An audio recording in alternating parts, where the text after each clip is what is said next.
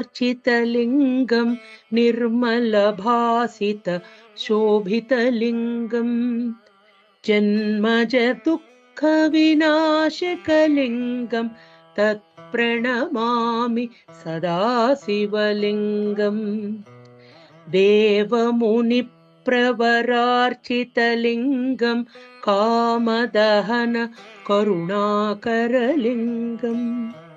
रावणदर्पविनाशकलिङ्गं तत्प्रणमामि सदा शिवलिङ्गम् सर्वसुगन्धसुलेपितलिङ्गं बुद्धिविवर्धनकारणलिङ्गम् सिद्धसुरासुरवन्दितलिङ्गं तत्प्रणमामि सदा शिवलिङ्गम्